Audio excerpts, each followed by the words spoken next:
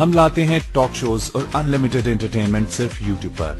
اگر آپ نے ابھی تک ہمارا چینل سبسکرائب نہیں کیا تو ابھی سبسکرائب کریں اور بیل آئیکن کو کلک کر کے ہماری لیٹسٹ ویڈیوز کے بارے میں اپڈیٹ جانیں۔ سبسکرائب کیجئے اور ہم آپ کو لیے چلیں گے آپ کی فیوریٹ ویڈیو۔ علی علیہ السلام کی خدمت میں ایک شخص آیا اور دستی ادب کو جوڑ کے عرض کرنے لگا، یا علی، رمضان میں وہ کون سا کام ہے جو کرنا سب سے ضروری ہے؟ بس یہ کہنا تھا تو امام علی علیہ السلام نے فرمایا، اے شخص، یاد رکھنا، اللہ نے رمضان کے روزے انسانوں پہ اس لیے واجب کیے تاکہ انسان اپنی نیت کو صاف کر سکیں، اپنی نفس کی اصلاح کر سکیں، اپنے وجود کو اپنی خواہشات سے ہٹا کر اپنے آپ کو آخرت کی بھلائی کی طرف لگا سکیں، اپنے آپ کو ویسا بنا سکیں جیسا اللہ اسے دیکھنا چاہتا ہے۔ یاد رکھنا،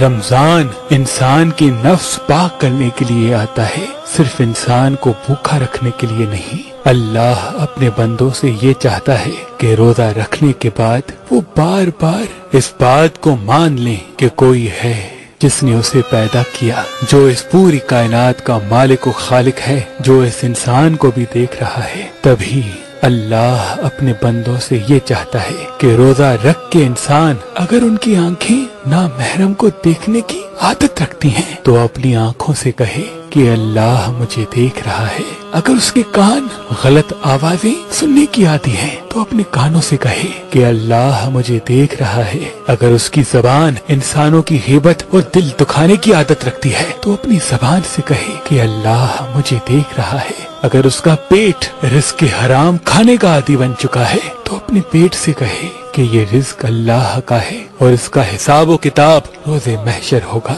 اگر اس کی نیت انسانوں کے لیے بد ہوتی ہے تو اپنی نیت کو پاک رکھے اور بار بار اپنے آپ سے سوال کرتا رہے کہ رمضان میرے وجود کو پاک کرنے کے لیے آیا ہے، صرف مجھے بھوکا رکھنے کے لیے نہیں۔ اے شخص، اگر رمضان میں 30 دن انسان اپنی نیت صاف کرنے کی کوشش کرے تو اللہ عید کے دن اپنے فرشتوں کو بلا کے یہ فرماتے ہیں کہ پورا سال شیطان اس کو بھٹکاتا رہا، لیکن ایک ماہ میں یہ میرا بندہ ویسا ہو گیا جیسا میں اسے دیکھنا چاہتا ہوں، جیسا میں اسے حضور نے فرمایا، اللہ اس شخص کے چہرے کو تر و تازہ رکھے جس نے میرے سے کوئی حدیث سنی، پھر جیسے سنی اس کو ویسے آگے پہنچا دیا۔